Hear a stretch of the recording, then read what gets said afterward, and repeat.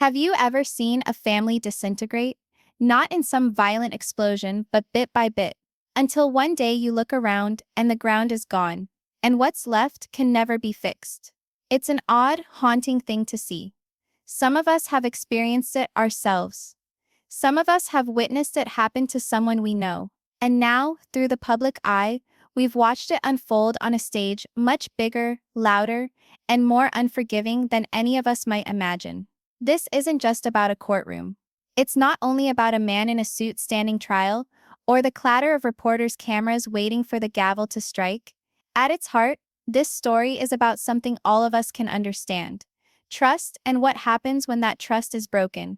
Remember for a second, have you ever trusted someone that fully, only to find out they weren't who you believed they were? Maybe it's a spouse, a friend, even a relative.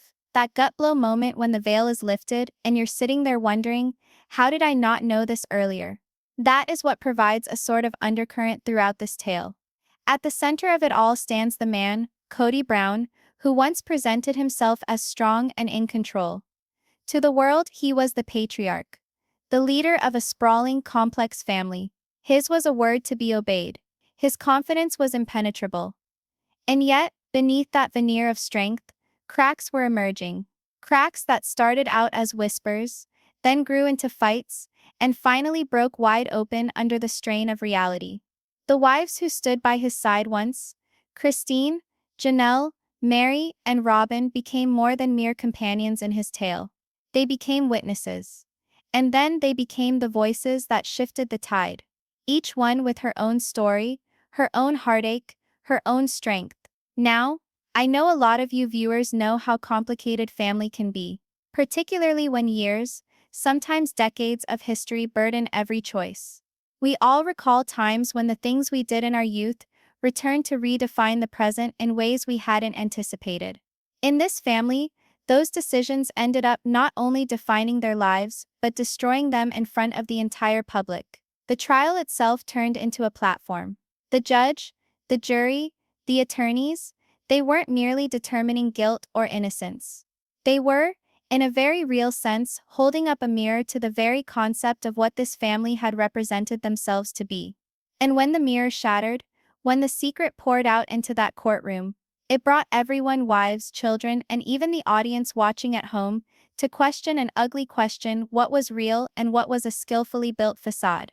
I ask you, have you ever been in a room where the tension was so palpable you could practically feel it on your skin? That's what those in that courtroom reported. A silence that is interrupted only by the thunder of a gavel. Reporters who are leaning in their seats, pens raised, cameras flashing with lightning speed. The wives sitting at either end, their faces etched by years of silent wars. Cody himself, sometimes in defiance, sometimes in shambles, sometimes appearing like a man who no longer knew the face staring back at him. And in the midst of it all, a jury, 12 strangers who are charged with determining not only the future of a man, but the untangling of a legacy. It's that kind of moment that reminds you of your own life. How soon respect turns to resentment. How silently love turns into something else that doesn't even look the same anymore. How weak trust actually is when it comes under challenge. And perhaps most of all, how once spoken, truth cannot be taken back. Christine's steadfast resolve. Janelle's unassuming strength. Mary's bruised dignity. Robin's torn grief. Each of them brought her own tale into that room. But when laid side by side, they created something bigger than any of them could relate individually. They showed not only the cracks in a marriage, but the cracks in the very conception that one man could have such control over so many hearts.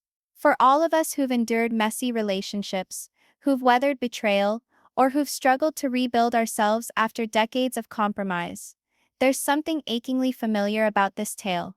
It may be sequestered inside the grandeur of television and headlines, but it feels fundamentally human at its heart. And perhaps that's why it holds on to us. Because in Cody's collapse, and in the wives' tentative but resolute moves toward liberation, we glimpse echoes of our own battles. Perhaps not in the precise particulars, but in the feelings, the dismay, the outrage, the yearning for justice, the craving for peace. The judgment, when it arrived, wasn't merely a legal ruling. It was a turning point, a breaking of chains both tangible and intangible. And yet, as great as that moment was, it leaves us wondering about love, about loyalty, about what we owe to one another, and about how we find the strength to stand when someone we've trusted betrays us. So tonight, as we stroll here through this narrative, step by step, scene by scene, I want you to pay attention not only to the drama of the courtroom, but to the quieter reverberations beneath. The anguish of a family coming apart. The strength of women finding their voices again. The stark reality of what occurs when pride and deceit fester and corrode the very center of a home. Because this isn't just Cody's story. It isn't just Christine's or Janelle's or Mary's or Robin's. In some sense, it's ours too. A reflection held up to remind us that family hurts as much as it heals. That trust lost will take more than apologies to mend, and that sometimes justice arrives not with victory, but in tears. So let's go into the courtroom with me. Let's sit on those stiff benches, listen to the gavel ring out, and sense the air thicken with expectation. Let's see truths come out loud for the very first time. Watch faces fall apart. Observe silence convey more than words ever could. Because once you've seen a family brought to this point, once you've heard the verdict and felt the weight of its consequences, you'll never look at them, or maybe even at your own relationships, quite the same way again. The gavel cracks like a gunshot, cutting through the murmur of the courtroom. Silence ensues, thick and oppressive. Behind the defendant's table, Cody Brown, once the beaming face of a large plural family, sits tense and bristled under the unforgiving light of courtroom fluorescent lights. Scattered across the benches are his former wives. Their faces are a maelstrom of rage, heartbreak, and betrayal. And at the center of it all hangs one searing question. Did Cody furtively transfer funds, duping the very women who contributed to his wealth, all while plotting a future they never consented to? If you believe this is merely another dysfunctional family disagreement, think again. This ain't a living room fight. It's a war waged under oath. And let me cut to the chase. Whose side are you on? Cody's urgent battle for redemption, or the wives' call for justice? Cast your thoughts in the comments, because what follows will leave no one on the fence. The courtroom is more theater than house of justice. Every seat is filled. News reporters rummage through notebooks. Cameramen click like a cloud of insects. The low buzz of conversation swells, until the bailiff roars. All rise. The judge appears, robes billowing, face inscrutable. Cody's eyes stay cast down, away from Christine, Janelle, and Mary. He cannot, however, resist looking at Robin. She holds a crumpled tissue like it's her salvation, her lips quivering. Christine, by contrast, sits rigid, arms folded, her jaw set in a steel-like determination. The prosecutor takes center stage. His voice is smooth, confident, the kind that can turn a parking ticket into a scandal. Ladies and gentlemen of the jury, he begins. This is not simply a case about money. It's a case about betrayal. Betrayal of trust. Betrayal of family. Betrayal of women who spent decades building a shared life, only to see it unraveled by one man's secret greed. Cody leans forward, placing his hands flat on the table like he's trying to anchor himself. His attorney, a silver-haired woman with years of experience and the kind of composure that makes everyone else jumpy, gets in his face, whispering something designed to reassure him. But his face tells the story, that it didn't work. The prosecutor lifts a thick folder, his hand gesturing across the sheets of paper laid out before him. Bank statements. Records of transactions. Proof that Mr. Brown siphoned funds into secret accounts. Accounts his wives didn't know he had. Money intended for shared property. For Coyote Pass. For their children's futures. And what was the intention behind this? The evidence will reveal he had but one intention. Escape. A shiver of shock spreads through the courtroom. Gasps, muttering. Mary clamps her lips into a thin, tight line. Christine emits a brief, bitter laugh that slices the air. Now take a moment and ask yourself, what would you do if the one person you had trusted with your future suddenly was accused of stealing it away from you? Hold on to that because the next bombshell is going to hurt even more. The defense stands up. Cody's attorney steps forward with a composure that's almost challenging the jury to blink. Her voice is firm, cold. Ladies and gentlemen, she begins. This case is not about betrayal. It's about misunderstanding. It's about the bitter fallout of a love turned sour, dragged into a courtroom. My client didn't steal. He didn't hide. He managed complex finances for a complex family. Were mistakes made? Yes. But mistakes are not crimes. You'll see this case is fueled by emotion, not evidence. By resentment, not reality. Robin nods fervently, each word striking her like air. Janelle, on the other hand, scribbles wildly in her notebook. Numbers, arrows, calculations. Her jaw clenched. The judge summons the first witness. Christine stands up. She adjusts her skirt, fixes her necklace, and walks toward the stand with determination. The courtroom air thickens as everyone inches forward. She places her hand on the Bible, voice firm as she takes the oath. Mrs. Brown, the prosecutor says gently, "Tell us in your own words why we're here today." Christine locks eyes with Cody. Her voice is clear, strong but laced with fire. Because he betrayed us. Because we trusted him with everything. Our money, our future, our children's security. And he used it to line his own pockets and build a life without us. Cody winces, his mouth opening in protest. But his attorney quickly puts a hand on his arm, silencing him. Christine goes on, her voice cutting like glass. Years we worked together side by side. Budget, made sacrifices. I see Janelle stay up late night after night, drowning in spreadsheets, trying to ensure we could pay for land, houses, college money. We thought we were creating something together. And now, it's all a deception. Christine bracing herself, her tone low but seething. Whenever we asked him questions, Cody waved us off. He said not to worry, that he had everything in his hands, that he was the patriarch. And all we had to do was trust him. And we did. She swallows hard, her tension tight. Then we found the accounts. Accounts none of us had ever known were there. Cash that had been moved quietly, without notice. The prosecutor moves in, voice measured. And what do you think that money was spent on? Christine glances over at Robin, her gaze cold. The room holds its breath. Robin bristles, tissue shaking in her hand. For her, Christine tells him, her tone a knife. For the future he had planned with Robin, while the rest of us scrambled behind. The gallery breaks into whispers. Robin gasps, blurting, "That's not true." But her words are lost in the noise. Order in the court. The judge bellows, pounding the gavel. The noise subsides, but the tension remains thick as smoke. If Christine's testimony is this volatile at the beginning, everyone knows that darker secrets must still be in store. The heft of her words lands on the air, crushing. Everyone's eyes dart back and forth between Christine's unblinking gaze, Robin's hurt silence, and Cody slumped over at the defense table, hands white-knuckled into fists, so tightly they've turned white, grasping onto the last shreds of power he still believes he wields. The prosecutor doesn't let up. He presses Christine more. Dates. Specifics. The initial red flag. He hones in on the evening that she happened upon Janelle's spreadsheets. Christine's tone cuts as real as memory itself. She sets the stage. Janelle hunched over the kitchen table beneath the blinding light of a yellow lamp, bills and post-it notes stacked in heaps. Her brow creased. And then the money. Transfers that didn't balance. Thousands disappearing from shared accounts into something secret. Cody swore it was a rainy day fund. Christine remembers. Voice heavy with bitterness. But when we pushed, his responses kept changing. Empty comfort.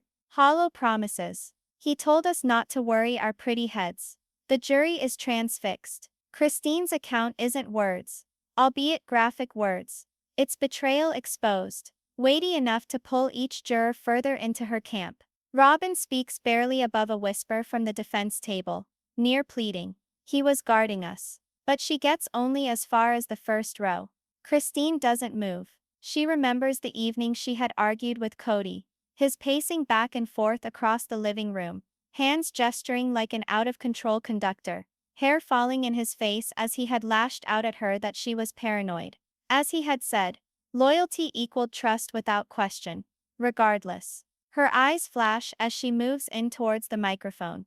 Loyalty doesn't equal blindness. It doesn't equal allowing someone to steal from you because you happen to be married to them. The judge leans forward. The jury writes furiously.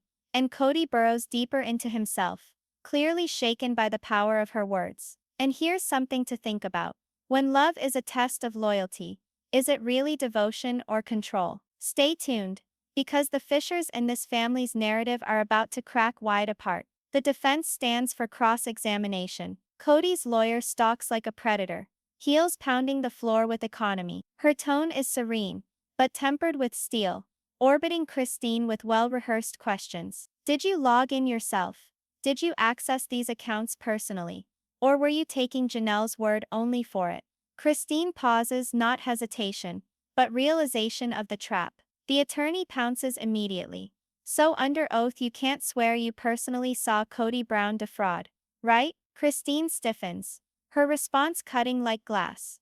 I witnessed the fear in Janelle's eyes. I witnessed the money disappear. I witnessed him lie. Doesn't that tell you something? The lawyer smirks, pleased to have sown seeds of doubt. But the harm has already been done. Christine's rage has painted Cody not as a sympathetic husband, but as a man whose lies are finally catching up with him. The courtroom reconfigures, buzzing with excitement. The next witness is called by the judge, and a murmur passes through the gallery. If Christine shook the walls, whatever happens next could just collapse the house. Janelle stands up, not with drama, not with shaking hands, but with the firm gravity of a woman who has borne the financial weight of the family for years. A plain folder held tight to her chest. A deep breath. And then she takes the oath. When she unclasps the folder, it's as if opening a safe. Out pour neat spreadsheets, scribbled notes, bank statements, years of tidiness now transformed into weapons. The jury leans forward. The prosecutor doesn't hesitate. Mrs. Brown, tell us what you found. And Janelle does. Step by step, with the accuracy of a person who lived through every sleepless night, she indicates transfers that did not balance, circles figures that just vanished, and shows how they had all invested their savings in Coyote Pass, dreaming of a future home together. Every penny counted. She compromised, budgeted, stretched dollars into hopes. And somehow, Cody always found money for little indulgences, trips, expenses nobody else approved. Things that appeared to work only in his and Robin's favor. The courtroom is quiet. The only noises are the scratch of pens, and the muffled quiet sniffles of Robin, who appears as if she might just shatter under the sheer unflappable force of Janelle's testimony. Janelle does not shout. She does not have to. Each word slices through, biting and precise, cutting Cody's calculated image to shreds. Figures don't lie, she repeats, her voice unyielding. But people do, and when the figures show betrayal, no apology can remove it. The gallery shudders with uncomfortable whispers. And just when you believe, it cannot get any more incriminating, the prosecutor teases that the real shell shocker is yet to come. Cody's attorney stands for the cross-examination, arms crossed, words smooth. She pins down Janelle. Couldn't she have misinterpreted these expenses? Couldn't she have gotten the wrong idea? Wasn't she just bitter about a failed marriage? Janelle does not blink. She looks the lawyer straight on. I don't confuse betrayal. I recognize the way it feels when someone I trusted took something that was mine. Her words hang over the jury like a verdict in their own right. Some nod their heads. Others glance hard at Cody, who slumps in his seat, a man descending into quicksand. A second at a time. Order calls the judge. Gavel crashing. And then, another strike. The prosecutor pushes a manila envelope along the table. The bailiff hands it to the clerk, who reads out, Exhibit 14, an email chain between Mr. Brown and a bank about opening a private account. The room gasps. The prosecutor looks at Cody. Do you deny sending these emails? Cody's head whips back and forth savagely, blurting into his lawyer's ear. But it is too late. The clerk reads aloud a line. I need this account handled discreetly. The others don't know. The words are like thunder. Gasp of shock turns to stunned silence. Jaws sag. Even Robin looks at Cody in horror, weeping. You said it was for us. You said it was temporary. Cody shakes his head, whispering back. It was. But no one appears to be convinced, least of all the jury, whose faces have turned to stone. What had been rumor and suspicion now rests as cold black and white fact. Janelle gathers up her documents. Her testimony done. She steps down from the stand lighter than she ascended it. As if leaving behind years of private doubt, she bore alone. Christine meets her glance. They exchange a nod. Not as wives, but as women standing together for justice. The judge slams the gavel, calling for recess. The room explodes into bedlam. Reporters bellowing, cameras blinking, whispers circulating like sparks. And amidst all the racket, one question stands above the rest. If Cody Brown is able to conceal this, what else has he been concealing? Is Cody Brown a guy who barely held on to keep his giant family together, or a charlatan who bet their trust away for a future they were never supposed to have? The jury files out, unreadable faces. But the harm is done. Christine's passion, Janelle's accuracy, together they've planted doubt so deeply that no cross-examination can uproot it. At the defense table, Cody leans forward, hunched shoulders. Robin grasps his arm, muttering solace, while Christine seethes with battle-like ferocity. And Janelle smiles quietly, stowing her folder in her bag. It's no longer about the money, or the property, or the secret accounts. This is now about survival. About who will get to tell the story of a family ripped wide apart by betrayal. The cameras capture Cody grumbling to himself. They don't understand. None of them understand. And the scene cuts not to resolution but to a cliffhanger. Judge, jury, audience, everyone is holding on to the armrests, waiting to see what happens next. And if this is only the beginning, just wait until the next witness comes on the stand. As recess comes to an end, the atmosphere is thicker than ever. The walls themselves appear to catch their breath, inhaling the raw emotion of Christine and Janelle's testimony, only to exhale it back upon all those within. The jury returns, and the room is quiet, broken only by the click of cameras and the squeak of chairs. Everyone understands the next witness might turn the case on its side. Because this time it isn't a wife. It's one of the children. The bailiff speaks the name, and the room hisses with gasps. Garrison Brown. Tall, broad-shouldered, military bearing a coot point, but his eyes, weighed down with fury and grief. Even before he gets to the stand, you can witness the terror cross Cody's face. His jaw tightens, his knuckles turn white against the table, and from the side of him Robin mutters, "Oh no, not him." As if his worst nightmare has just entered the room, wearing boots that beat the floor with judgment. Garrison doesn't look at his father, not even once. He's sworn in, puffs out his chin, and stares the prosecutor straight in the eye. It's evident he's been holding this moment in waiting. The prosecutor starts off, calm and assertive. "Mr. Brown, please tell us in your own words why you're here." Garrison breathes deeply, as if letting go of years of silence. And then his words pierce the courtroom. "Because my father ceased being a father. He became a man addicted to power, to control, to Robin, to wealth that wasn't his." The gallery shudders with whispers. Cody breaks, gasping roughly, "That's not true." His lawyer pulls him down, but in time the jury has already leaned forward, captivated by the son who has just turned on his own father. It's a scene so raw, so dramatic, it feels Shakespearean. Because when a child is witness against a parent, the trial is no longer about numbers. It becomes about legacy. And Garrison is just getting started. The prosecutor leads him through recollections. Omitted birthdays, broken vows. A Christmas when some of the children received very little, while Robin's children had an abundance. Midnight conversations overheard, whispers of hidden accounts and secret agendas. And worst of all, Garrison remembers hearing his father's own words. "They'll never get it. This is for Robin and me now." With each new revelation, it gets more intimate. Not only a picture of financial betrayal, but of emotional abandonment. The man who used to brag of being a father to many now is revealed to be one who loved some and neglected others. Robin's tears flow openly.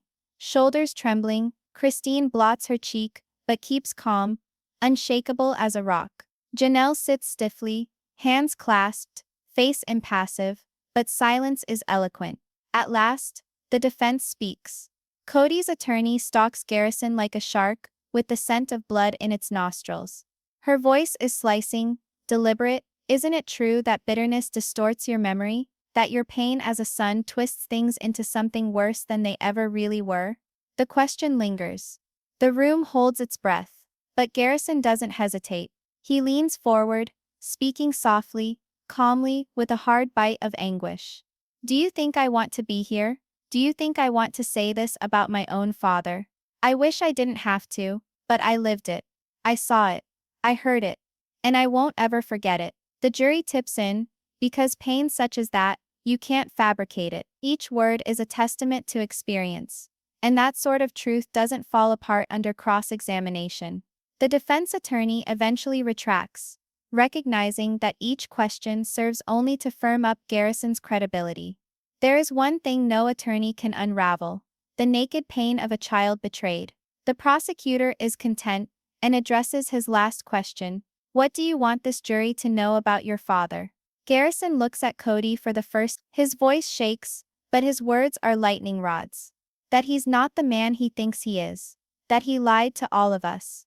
That he valued money above family, power above love, Robin above the rest of us. Cody's lips open, a protest forming, but the breath never exits his chest. How can a father respond to the sorrow pouring out of his own child? The silence hangs heavy until the judge dismisses Garrison. As Garrison passes by his father, he doesn't even look at him. He just continues walking towards the doors, with Cody slumped in his chair, for the first time resembling the crushed burden of fatherhood. The courtroom hums to life. Reporters are already hammering out angry headlines, fingers flying like hammers. But before anyone has time to gasp, the next name is called, and the room is electrified. Mary Brown, the first wife, the one who was with Cody from the start, the one who lived through scandal, humiliation, and isolation. She moves to the stand in deliberate steps, her heels clicking like a countdown clock for judgment. Her face is white, but her chin is held high, and the room strangely becomes quiet. Because if Christine had come with fire, and Janelle had come with reason, Mary is bringing something more weighted: ghosts. She swears, sits, and for an instant simply gazes at Cody. Her eyes are glassy, her mouth pursed, and the silence hangs until the prosecutor softly requests, Mrs. Brown, tell us what you endured. Her voice breaks right away, not with weakness, but with wounds that never closed. I believed in him. I believed in us. And he made me a fool. The words tumble out, weaving a tapestry of hurt. All those years of swallowing jealousy, watching her husband prefer others to her, holding on to little scraps of affection. And the catfishing scandal, that ultimate collapse of her world so carefully constructed. She had endured the betrayal all by herself, and yet she remained. Why? Because Cody said he needed her loyalty for the family's sake, but behind the scenes, he was already excluding her, already bleeding money she'd never see, already constructing a future where she simply didn't exist. Her words crash like bricks, piling into a picture of a man who traded devotion on his coin, and repaid with betrayal. The defense lawyer stands, pacing, her voice edged. Mrs. Brown, mightn't it be that your anger is tainting your memory, that this is not so much about money, but about years of personal hurt? Mary spins around, eyes flashing. Don't you even try to tell me what I endured. Don't even suggest I'm just bitter. I loved the man more than he was worthy of, and he repaid me in lies. The courtroom erupts in gasps and whispers. The judge slams his gavel for order, but the damage is done. Mary's words hit with a force no spreadsheet or email ever could. Emotion, pure and unvarnished, has landed, and for a jury, sometimes that counts most. Robin hides her face in her hands. Christine nods softly, a flicker of vindication in her eyes. Janelle remains still, hands folded, stone-faced as ever. And Cody looks broken in a way he hasn't before. Mary's words seem to pierce something in him no other accusation has touched. The judge demands silence, yet the room is charged with electric, volatile energy. And as Mary descends from the stage, there is almost audible applause, swiftly suppressed, but genuine nonetheless. The prosecutor recognizes the time is right. He stands once more, his tone collected but serious, and produces another exhibit, a pile of phone records. The clerk reads excerpts from late-night conversations between Cody and an unknown number. But the trail doesn't remain obscured for long. It goes directly to a financial planner. Then the sting. The transcripts are read aloud. Move quickly before the others get wind. The words cut through the courtroom like a knife. Gasps spread through the gallery. Louder this time, for this is not hearsay or shattered recollections. This is proof. Paper trails don't deceive. And suddenly the entire room realizes, love affairs and clandestine plots always leave receipts. Even the defense lawyer hesitates for an instant, her hands clenching her folder as if it could protect her from the crushing weight of evidence. And Cody, he bursts, his hand slaps the table, his voice cracking into a yell. This is all twisted. They don't understand what I was doing. I was attempting to save us. The judge will have no such outburst. Order, he snaps, as the bailiff moves forward. Cody slumps back into his chair, gasping, shaking, not rebellious now, but desperate. Robin strokes his back in wild circles, mouthing things to him, but her own face is a different story. Tears shine on her cheeks. Her lips quiver, and for the first time, even she can't seem to keep a straight face. The prosecutor doesn't waste the opportunity. He addresses the jury, his voice gentle, almost incriminating. You've heard from the wives. You've heard from the children. You've seen the records.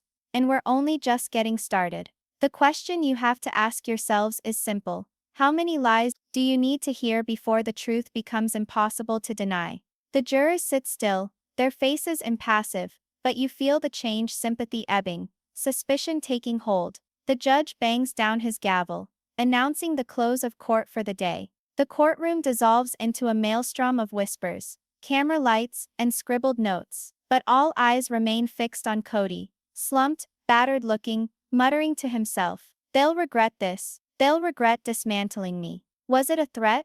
A cry? No one knows, but the words linger in the air, freezing the whole courtroom as the day's spectacle ends, like an episode of a cliffhanger. If this came close to destroying Cody, tomorrow's actions could utterly shatter him. Day 4 dawns in a haunted quiet. Not quiet of peace, quiet of fear. The instant Cody appears in the room, accompanied by his lawyer, white and gaunt, the atmosphere shifts. No longer do individuals perceive a patriarch standing firm, now they perceive a man breaking. The wives pick up on it too. Christine leans in, speaking something cutting in Janelle's ear. Mary sits erect, her eyes locked with the intensity of ice. Robin clutches Cody's arm with white-knuckled intensity, as if she is the only one who can keep him together. The judge bangs the court to order, and the prosecutor doesn't hesitate. He tells them today's witness is not a wife, is not a child, it's an insider. The doors open wide,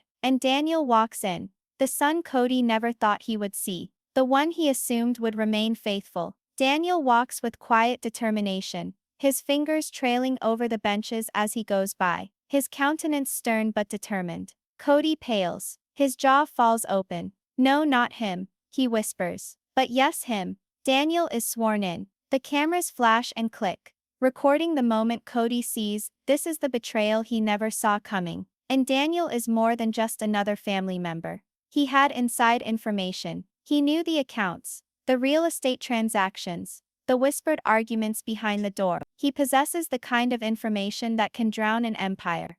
The prosecutor's voice is soft. Daniel, why have you decided to testify today? Daniel's voice shakes momentarily, then stabilizes. Because I won't let my dad rewrite history. I witnessed him lie. I witnessed him manipulate. And I won't sit here and let him make us believe this was love, when it was actually about control. The room is holding its breath. Jurors lean in. Reporters write frantically. Robin covers her mouth with her hand as if the air out of her body has escaped. Where the trusted child becomes the one to bring him down, the drama becomes something else. It's not conflict anymore. It's tragedy. Hold on to this, because Daniel's testimony not only damages Cody's defense, it blows it up. The prosecutor starts tentatively, leading Daniel through his past step by careful step. How he had been the helper son, the one Cody trusted with paperwork late at night when no one else was around. How he listened to hushed phone calls intended for nobody's ears but his father's. How he saw Cody shuffling files into a locked drawer, a drawer no wife ever got to touch. Daniel's voice is even but leaden, each word piling blocks of truth into a wall that cannot be destroyed. He remembers Cody's whispers. Don't say anything to anybody. They wouldn't get it. And initially, Daniel confesses, those words made him feel special, chosen, part of an elite club. Until the terrible realization dawned. He wasn't chosen, he was being prepared to be an accessory. And then there is the gut blow. Daniel describes Coyote Pass, not as a fantasy of all the family, but as his father and Robin's personal game plan. He said to me the others would not count in the end. Daniel attests that they'd wither away, bitter and broke. The words linger in the courtroom, like poison gas. Christine's jaw clenches hard. Janelle squeezes her eyes closed as if bludgeoned. Mary shakes her head in horror. Robin clutches Cody's arm, her knuckles white, and Cody drums his fingers on the defense table, fidgeting like a man coming apart. The defense attorney slams back, her voice cold. Isn't this just resentment, Daniel? Anger at your father in disguise as truth. But Daniel does not blink. I wanted to trust him. I wanted to be loyal to him. But I saw the transfers. I saw the emails. I watched him prepare to abandon us all. I wasn't trusted. I was used. The jury tilts. A woman in the front row bites her lip. A man scratches viciously at his notepad. Because one thing is betrayal, but witnessed by your own child, forced unwillingly into the plot, is something one does not forget. And then comes the bombshell. The prosecutor reveals text messages between Cody and Daniel. Messages instructing him to move envelopes, shred drafts, say nothing until the time was right. Cody outbursts. He bangs on the table. They were taken out of context. He doesn't know what he's saying. The gavel cracks like a gunshot. Order, the judge orders. As the bailiff steps forward, Cody slumps back, beads of sweat upon his brow. Less patriarch, more trapped animal. The defense lawyer scrambles, shouting objections. But the battle is empty. Daniel's testimony isn't cold facts. It's heavy with the pain of a son who once worshipped his father, and now perceives only a counterfeit. Testimony no cross-examination can scrub away. As Daniel steps down, the courtroom hums like a hive that is about to swarm. The wives lock eyes that speak louder than words. The faces of the jurors pucker with grim familiarity. And Robin, still clinging to Cody's arm, sees him differently now. The blind loyalty unraveling, doubt creeping in. And once doubt takes hold, loyalty is already half lost. But the day isn't through yet.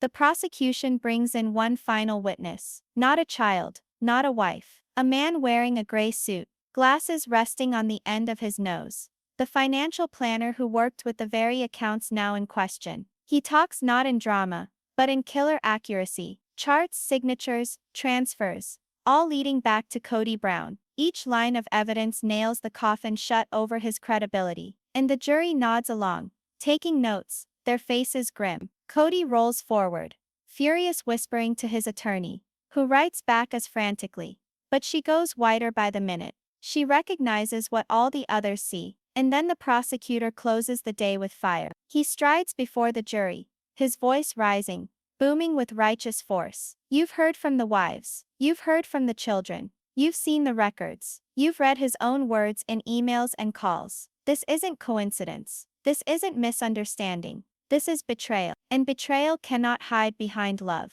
He points his arm at Cody, the term betrayal, slicing through the air like a knife. The gavel comes down on the judge's bench, adjournment sounding like thunder. And as the audience erupts into the buzz of whispers and cameras, all people can do is wonder how much more truth is waiting to emerge. The courtroom had scarcely been cleared out of the day before's commotion when drama out there continued right where it had left off. Reporters descended upon Cody like sharks drawn to blood. Cody, did you use your own son to cover your tracks? One cried, cameras snapping rapidly in sequence. Cody pushed through them, his face a volatile blend of anger and terror. Robin followed behind, wan and muttering softly to herself, her eyes glassy and unfocused, like she no longer knew if to hold on tighter or to finally let go. In the safe interior, Christine leaned forward to Janelle, speaking low but laced with menace. He's coming apart. Mary's response was chillier still. He's already gone. If yesterday had started the disintegration of Cody's kingdom, then today threatened nothing short of its ruination, because the next witness bore a secret nobody else had ever dared to utter. The fifth morning brought with it a storm outside, rain pounding the courthouse windows, thunder rumbling like nature itself had taken sides. Cody appeared in the courtroom hunched and tired, shoulders slumping under the burden of testimony that he couldn't shake. He no longer seemed the confident patriarch he once presented, simply a man unraveling by degrees. Robin held onto his arm, but her hold was different, no longer wild. It was trembling, desperate, like even her allegiance was unraveling strand by strand. The jury entered, weary but focused, feeling that today could bring the turning point, the moment that would finally shift the balance. The prosecutor didn't hesitate. His tone rang out like a sledgehammer. The next witness is the man who saw the Brown Empire fall from within. The gallery gasped in murmurs. Flashbulbs popped. Everyone's eyes were on the man coming forward.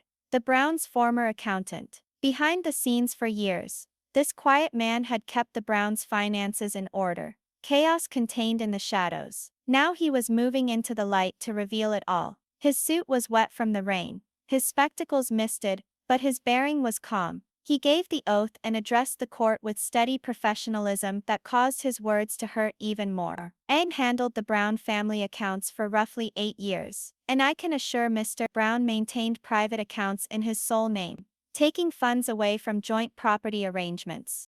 The courtroom gasped. The jury leaned forward. Christine's lips twisted into a grim half-smile. Janelle wrote furious notes, as if vindication at last had numbers assigned to it. Mary nodded slowly, affirming suspicions she'd carried for decades. But Robin broke down. She hid her face in a crumpled tissue, shoulders quivering, muttering something that no one else could hear. Cody's head shook violently, spitting to his lawyer. "He's lying. He's distorting it." But the accountant did not blink. He spread out the records, misstated as consulting fees and repayments on loans. All clever deceptions for siphoning money into Cody's private accounts. Paper trail doesn't lie. Figures speak louder. And denial just digs the deeper grave.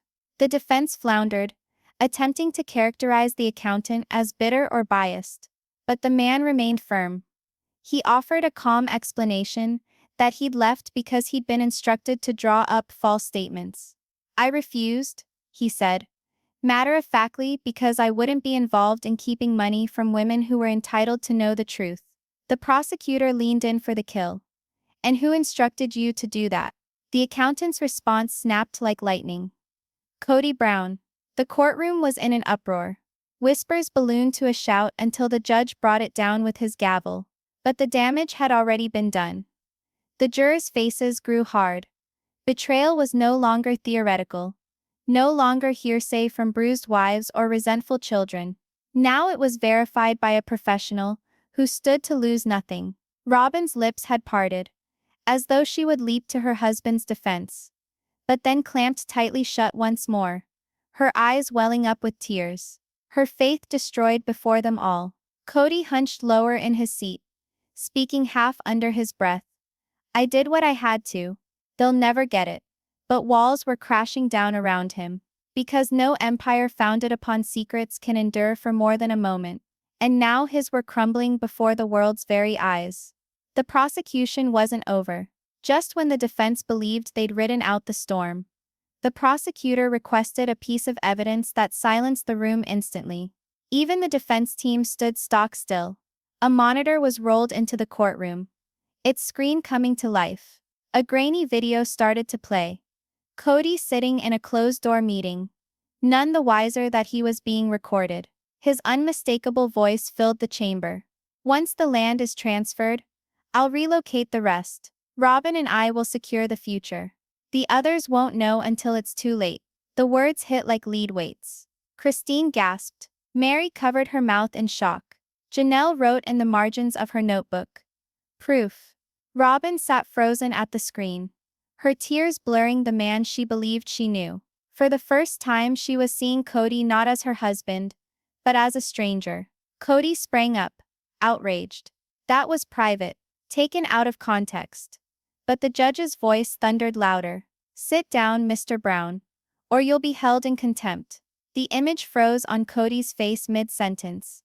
A damning snapshot of ambition laid bare. His own voice had betrayed him. And when your own words become the evidence, there's nowhere left to hide. The defense flailed, arguing the video was spliced, edited, manipulated. But a forensic expert testified with quiet confidence. It was real. The jury scribbled notes more rapidly, their faces growing colder. Doubt was vanishing. And then, as if the day hadn't already ravaged Cody's defense, the prosecution produced a surprise rebuttal witness.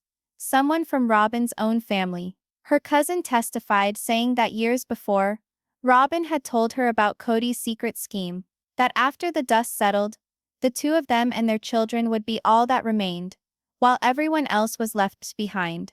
The news destroyed what little peace Robin had remaining. She wept openly, shaking her head, muttering, "I didn't know it would come to this. I didn't know." Cody faced her, venom spilling from his words. "You knew enough. Don't play dumb." The courtroom gasped. Husband against wife. Friends turning against one another under the crushing force of reality. Robin began to wail, sobbing. "I thought you loved us. Not just me." And Cody's ensuing silence was louder than any refusal he might have made. When your last supporter starts to stumble, the tumble isn't merely possible, it's unavoidable. The only question now is how badly the crash will be. The judge ordered a recess, his gavel thundering, but tension didn't dissipate. Journalists poured into the corridors, yelling over each other. "Robin, were you aware of the accounts? Cody, are you going to testify?" The family marched out, each step speaking for itself. Christine moved forward like a warrior finally victorious in battle. Janelle held her folder of papers like a shield of truth. Mary walked slowly, but with a dignity she hadn't had in years. Security escorted Cody out, his face black with fury, cursing, "They're all liars. They'll regret this. They'll regret it." Robin followed behind, broken, pale, no longer the epitome of a faithful wife. She appeared to be a woman who had found the worst betrayal of all, that the man she stood up for had betrayed her as well. The day did not close with closure, but with the tightening of a noose. Jurors marched out, faces somber. Onlookers whispered that this trial was no longer about fraud. It was about the demise of an empire, the fall of a family transmitted live. Thunder shook the courthouse windows, one final time before night descended. All of them inside. The jury, the gallery, the wives, even Robin, knew that tomorrow would not only uncover more lies. Tomorrow would see consequences.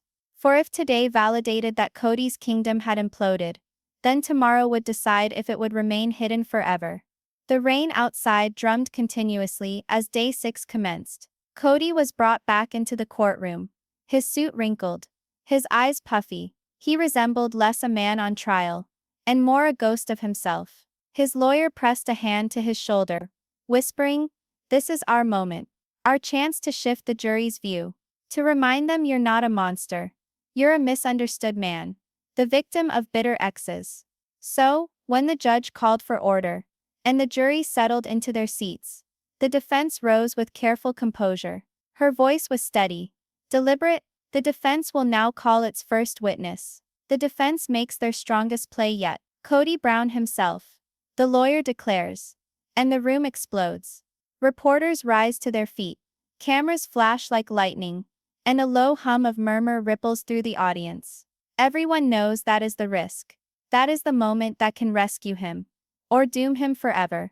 Cody moves closer, shoulders slumped, lips compressed as he puts his hand on the Bible and takes the oath. He looks toward the jury, his eyes holding a painstakingly calculated expression of vulnerability. He is attempting to convey not arrogance but fatigue, a man worn down by deception, weary from being vilified.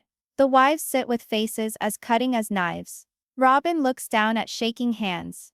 Christine writes very fast in her notebook. Mary crosses her arms and sits back, her face hard and unforgiving. Janelle sits frozen, her face inscrutable. The defense attorney starts gently, coaxing him out. "How has the trial been, Mr. Brown?" Cody takes a deep breath, his voice gravelly, as if he's got the world on his shoulders. It's been hell, he says. To sit here and hear people I used to love distort everything we created. To hear my own children call me a liar. Shatters me. I never stole from them. I never betrayed them. All I ever did was attempt to keep together something so huge, so complicated.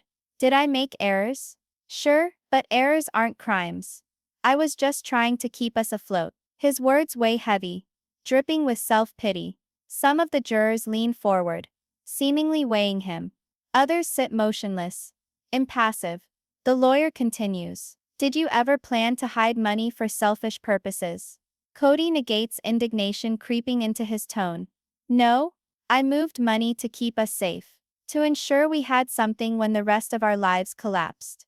If I'd told them all about it, all the details, all the transfers, it would have caused riots, fights, more division. I was protecting them. I said. From themselves. From one another. I was preserving the family. The question now hangs in the air like smoke. Is Cody a manipulator? Or merely a desperate man drowning in his own decisions?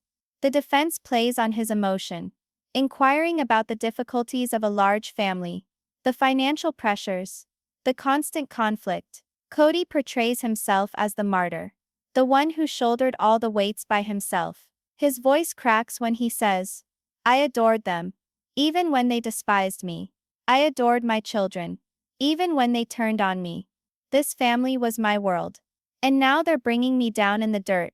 Because they can't see I was only ever trying to rescue us. There is a heavy, deliberate silence in the courtroom, as the jury takes in the image of a shattered man. Then comes the ultimate question everyone was anticipating. And what about Robin? What do you have to say to those who say you favored her over the others? Cody's jaw hardens. His voice becomes firm. I didn't play favorites. I fought for all my wives. For all my children. But Robin still believed in me when everyone else turned their backs. She didn't ask me to betray anyone. She asked me to keep going. And I did. Maybe too strongly. But don't let bitterness turn my sacrifices into crimes. Don't let resentment rewrite my story. Tears shine in his eyes as he looks down at the jury. Some are touched at their hearts. But others notice fissures in his account. His destiny hangs in the balance. But the respite does not last. The prosecutor stands up slowly, as a predator drawing the scent of vulnerability. His voice cuts into the silence. Mr. Brown, you told us here that everything you did was in the best interests of your family. That is correct. Cody nods solidly. Yes. The prosecutor slams a paper onto the podium. And why then, in this email? Your own words, Mr. Brown. Did you write? The others don't need to know. Cody sputters. Perspiration forming at his temples. That was for the sake of not burdening them. The prosecutor doesn't bat an eyelid. His tone becomes more aggressive. Stress or the truth? Because the truth is that you moved money without permission. You secretly opened accounts. You deceived your wives. That's not protection, Mr. Brown. That's deception. The jury leans forward, pens scribbling frantically across their notepads. Cody's voice quavers. You're distorting it. That's not what I intended. The prosecutor seizes. Then tell me this. In plain language. What did you mean by once the land is transferred? Robin and I will secure the future. The ensuing silence is crushing. Cody swallows hard. His response or otherwise could determine everything. The courtroom comes to a heavy hush. Cody shifts uncomfortably in his chair. His face set. His hands fidgeting. His attorney attempts to interrupt. But the judge swishes it aside. And Cody, barely under his breath, says, that was taken out of context. But the prosecutor doesn't relent. His voice thunders as he advances. His words slicing like a knife. No, Mr. Brown. It was the setting. You said it because you were shutting everybody else out. And now, when your own words are being read back to you, the truth sits there like a mirror you can't avoid. The room is empty, as if the air had been removed. Cody's guard breaks. His voice comes up in desperation. They never got it. I was suffocating. And all they ever did was criticize me. I had to take matters into my own hands. I had to do it my way. His rant rings out in the courtroom. A diatribe that drops like a stone into quiet water. The jury freezes, staring at him. His wives remain immobile. Robin hiding her face and shaking hands. Christine writing feverishly, Janelle rigid and unyielding. Mary with arms crossed like a shield. And then the prosecutor steps forward. His voice low, near whisper. "Thank you for your candor, Mr. Brown." It's more crushing than a scream. The insinuation hangs in the air, slicing deeper than any slur. The judge bangs his gavel, demanding order, but the harm is done. Cody's lawyer hustles him back to the defense table, his shoulders hunched, his lips moving under his breath. "They'll never forgive me." Robin sits across from her, rigid and shaking, unspoken tears flowing down her cheeks. Her palms pressed together, as if she's praying for a miracle that she knows won't arrive. In the room, the gallery hums with gossip. Reporters writing with open mouths, flashes popping like lightning. The jurors look at each other, their faces somber, not with uncertainty but conviction. If this was Cody's opportunity to win them over, he might have wrecked his own boat. The defense frantically scrambles to plug the leaks. They produce a character witness, a good buddy of Cody's, who testifies sincerely about his generosity, his sacrifices, his commitment to his children. For an instant, there's a glimmer of sympathy. But when the prosecutor presses, even this friend concedes Cody might be obstinate, secretive, controlling. That small concession solidifies the image in the jury's minds. Not a misunderstood man, but an imperfect one. Perhaps perilously so. As the day ends, the judge, voice fatigued, adjourns court with warning. Closing arguments tomorrow. The gavel thunders like a beat of finality. The courthouse bursts into chaos. Reporters yell questions. Cameras click. Voices concatenate. "Cody, do you regret testifying?" "Robin, are you still standing by him?" Christine pushes by with flames burning in her eyes. Janelle snarls at a reporter who gets too close. Mary walks slower, but proudly, head held up high. And Robin? She stands in the doorway, gaping at Cody as though he's a stranger she doesn't know anymore. At the defense table, Cody is mumbling to himself, near singing, "They'll see, they'll all see. I did this for us." But the rhetoric falls flat in the face of the tempest of outrage that engulfed him. As the creaking heavy doors close behind the throng, thunder shakes the heavens outside. The atmosphere here is indubitable. The jury doesn't view a martyr. They view a man who has confessed more than he meant to. The walls are closing in. The clock is ticking out. And then comes the day everyone has been waiting for. Day 7. The courthouse is packed tighter than ever, buzzing with anticipation. Whispers crackle like electricity in the air. Everyone knows. This is it. Closing arguments. The final words before the verdict. As the jury enters, you can see the price of it etched in their faces. Tiredness, yes, but also seriousness. They realize the magnitude of what is to be entrusted in them. Not only the destiny of one man, but the legacy of a whole family. The judge requests order. The prosecutor stands up first. A pinched look about him in his tailored suit. Composed but purposeful. His voice isn't passionate. It's measured, restrained, but laden with gravitas.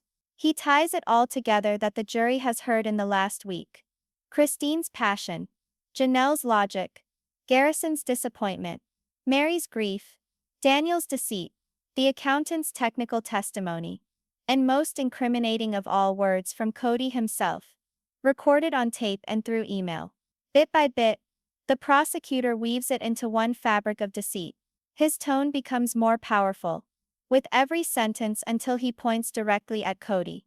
His loyalty was a leash, his love a mask, and his trust currency to purchase his own destiny. He gave them promises of security, while quietly taking it for himself. He deceived wives who trusted, children who believed, a family who gave everything. And in private he cheated them all. The courtroom is spellbound. Not a cough, not a shuffle, just the sound of truth landing heavy. The prosecutor delivers the final blow. This isn't plural marriage. This isn't love. This is betrayal. It is theft. It is fraud. It is betrayal. Written in numbers, in emails and in tears. The prosecutor's sentence lingers in the air like a blow of the hammer. The jury leans forward. A wave of whispers sweeps through the gallery. Christine holds Janelle's hand underneath the table. Mary wipes tears from her eyes with a tissue, while Robin shakes her head, shivering as if the last thin strands of loyalty are unwinding from her fingers. At the defense table, Cody fidgets, unable to look anyone in the eye. Closing arguments aren't summaries. They are final rounds. And once they're loose, they cannot be retracted. The prosecutor softens his tone, now quieter, almost conversational, pulling the jury closer. You listened to his own son. You witnessed his own words. You sensed the suffering of women who gave him years of their lives, only to be discarded. Don't let him cloak greed in the disguise of love. Don't let him redefine their truth. Hold him responsible. He allows the silence to hang, so heavy it seems that the gavel itself could not cleave it. And then it's the defense's turn. His lawyer stands, heels clicking across the floor, her face serene, but her eyes revealing the burden of the climb ahead. She starts quietly, her voice silky but tinged with desperation. Ladies and gentlemen, I implore you not to confuse bitterness for truth. My client is human. You saw it. He said so himself. But humanity is not dishonesty. Errors are not offenses. Errors are not offenses. This is a man who attempted to balance the impossible. A family too large, too broken. A man who bore more than anyone could bear. And yes, did things that others now depict as nefarious. But anguish distorts memory, resentment tints recollection. What they want you to see is a monster. What you ought to see is an imperfect man, who gave everything, who kept too much close to his heart, maybe out of the dread of eternal dispute, but who never intended to deceive or destroy. She turns, beckoning lightly towards the wives. Look at them. Not as witnesses, but as women who've experienced decades of breakups, divorces, disappointment, and sorrow. Their suffering is real. Yes. But this is not a trial of broken hearts. It is a trial of fraud, of evidence. Ask yourselves, is justice served by convicting a man because his family hates him? Or is justice about evidence? Proof beyond a reasonable doubt. The jurors shift, some skeptical, some thoughtful. She presses harder. The phone calls, the emails, the video clips, yanked out of context, distorted into something sinister. Did he utter clumsy remarks? Yes. Did he transfer funds without making every move clear? Yes. But where is proof that he meant to steal? Where are the secret villas? The hidden accounts? The yachts and jet skis of a swindler? They don't exist. Because this is not fraud. It's mayhem. And mayhem isn't a crime. Her voice is harder now, her hand cutting through the air. Don't confuse outrage with evidence. Don't confuse resentment for proof. The law demands more than suffering. It demands certainty. She sits down, the air still thick with dispute. The wives fidget in their chairs. The jury sits in silence, minds pulled between heart and law. The judge clears his throat, reminding the gallery to remain composed. Then he addresses Cody directly. Mr. Brown, do you want to make a closing statement? The room freezes. This is not what they expected. Not what they need. His decision is his alone. A pause that lasts for what feels like an eternity before Cody stands up. He is white-faced, his hands shaking, his voice trembles, but he talks. I never wanted any of this to occur. I didn't mean to hurt any of them. I was only attempting to keep together something. Perhaps it was impossible. Perhaps I failed. Perhaps I got lost. Perhaps I trusted the wrong instincts. But I am not the monster they portray me to be. I loved them all. Even when love wasn't in return. And if being driven to protect my family makes me guilty, then maybe I am guilty. Not of theft. Not of fraud. But guilty of love. His voice breaks. The jury observes, some with softened faces, some with furrowed brows. His wives stand rigid, unmoved. Robin silently weeps, trapped in the impossible zone between betrayal and love. When Cody reclines back in his chair, Tension fills the air. His last words hang in the air. Are they sincere enough to influence the jury, or another tug at their sympathies? The anticipation shakes the walls when the judge tells the jury they must deliberate. The gavel comes down, and all at once the room breaks out in pandemonium. Reporters yell over each other.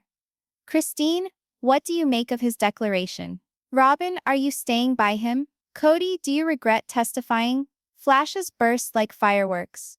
Security moving the wives through the melee. Christine, steadfast and fierce, spits, he can cry all he wants. The truth stands. Janelle holds her folder close. Her armor of evidence.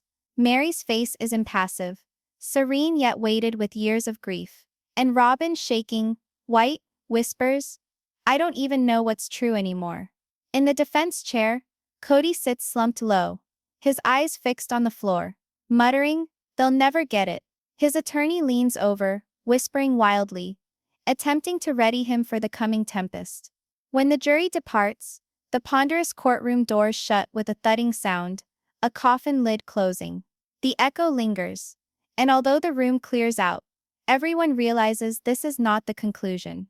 It's the calm at the center of the storm.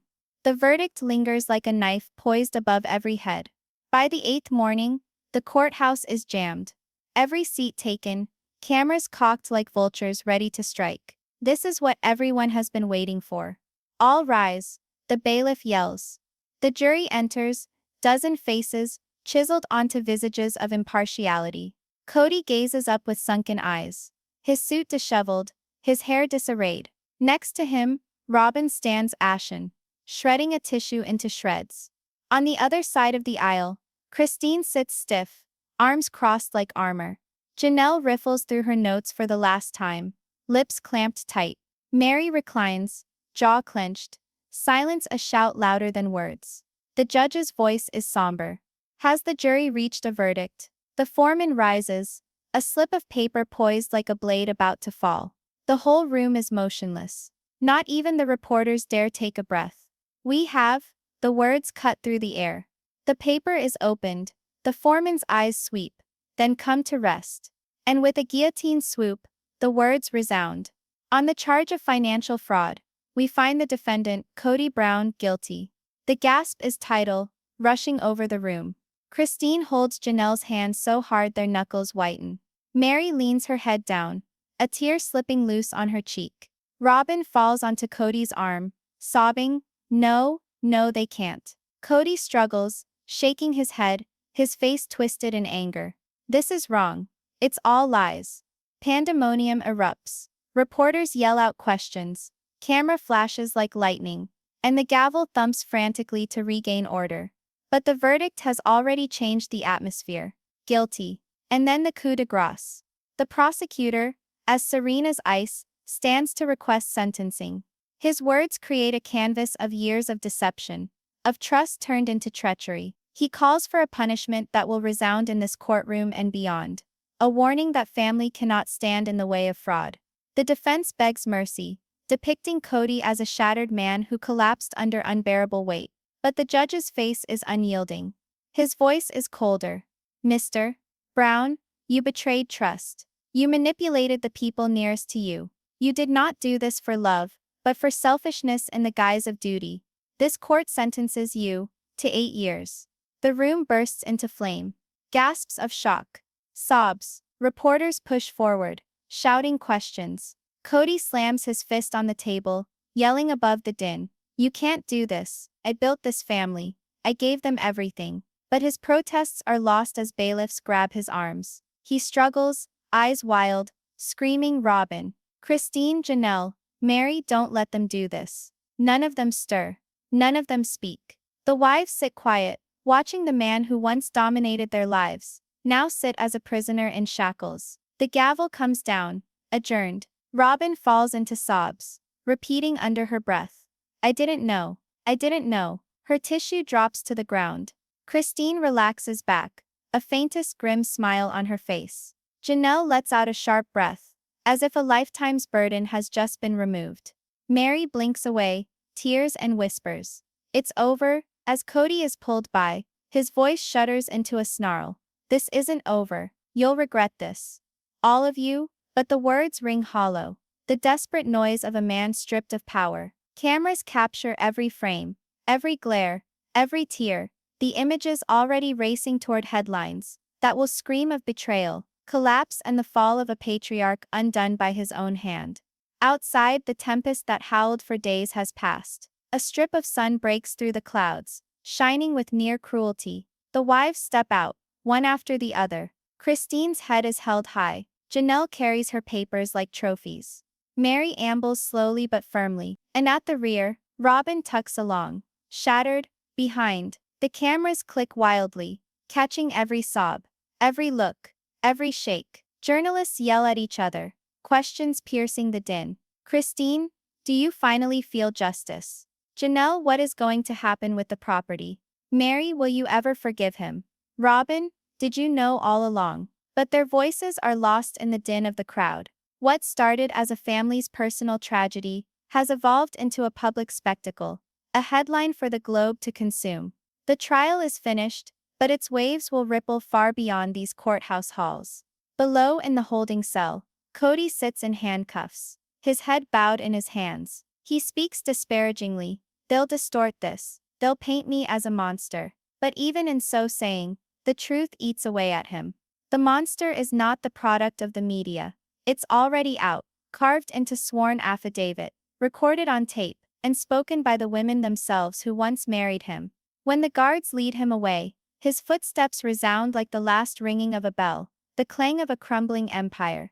Upstairs, meanwhile, the wives assemble in a private room. It's the first time in years they've ever sat together without Cody hanging over them.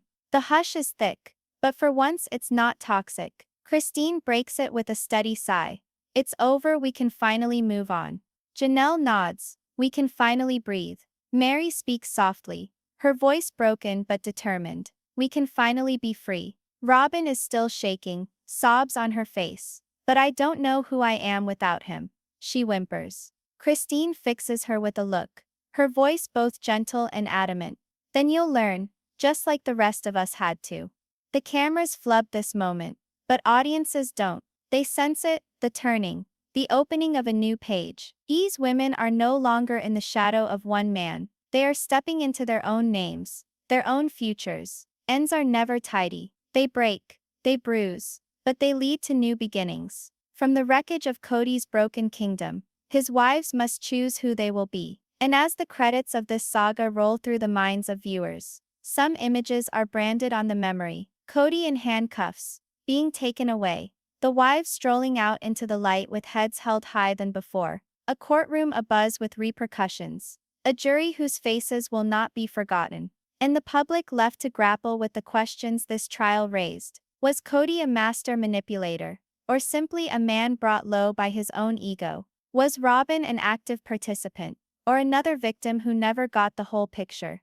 Can Christine, Janelle, and Mary rebuild after years of living a lie? And maybe most disturbing of all, what does justice actually look like in a family founded on deceit? The gavel has fallen, the verdict is sealed, but the conversation, the reckoning, that's only just begun.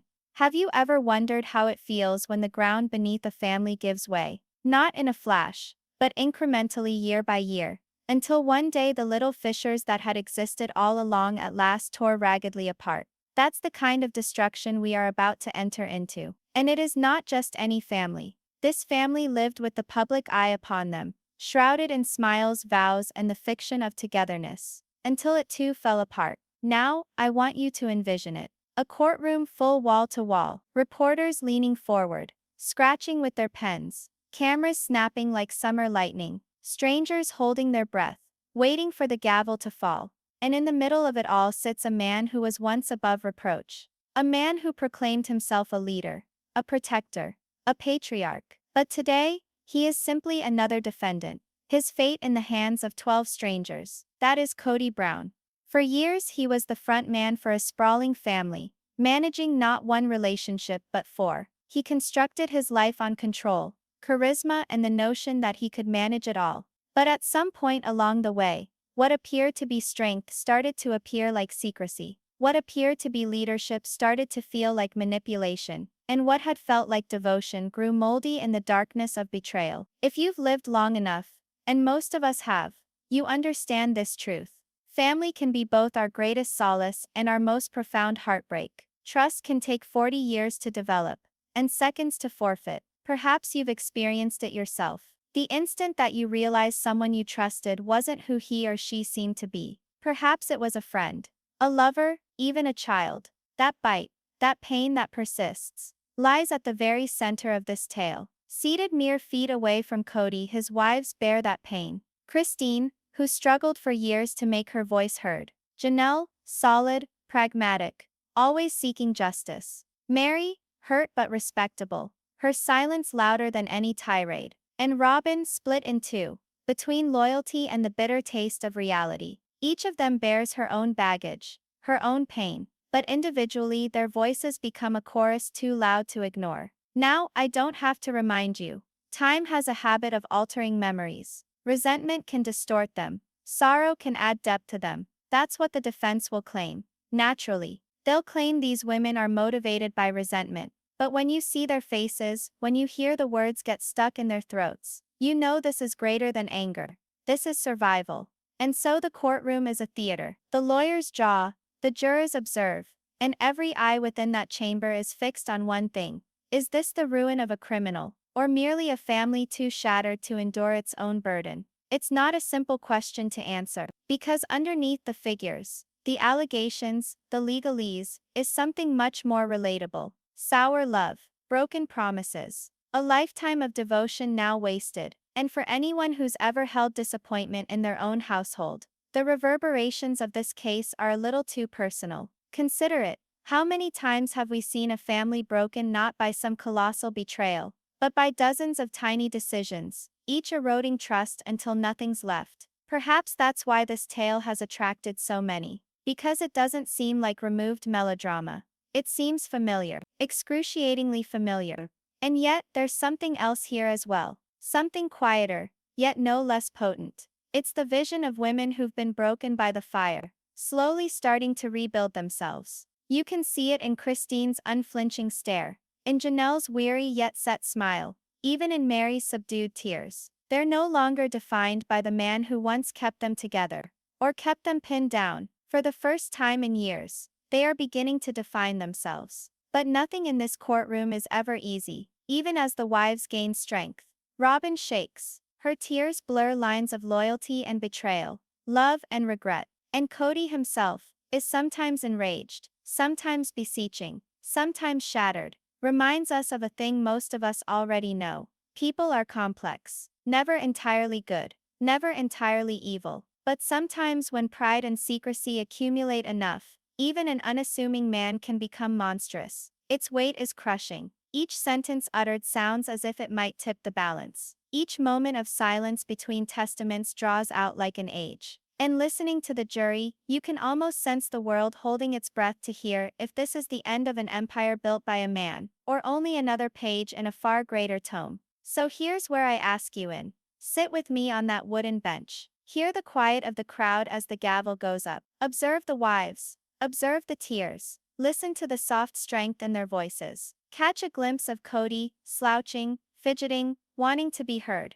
And allow yourself to wonder the same things that every person in that room was wondering. Was this man a manipulator, or a man just broken by the weight of his own creation? Were these wives betrayed, or were they reclaiming something that was theirs all along? Because the answers aren't simple. And the truth, as you'll see, is more tangled than any courtroom verdict can capture. What we're about to explore is more than a trial. It's the unraveling of a legacy, a tale of trust lost, of women empowered, and of a man who once held sway over his household now poised on the brink of destruction. And as we step through it with you, piece by piece, you might find yourselves wondering not just what did happen to them, but what it reveals about all of us, about the delicate threads that hold families together, and the strength it takes to escape when those threads bind into chains. So, let's get started.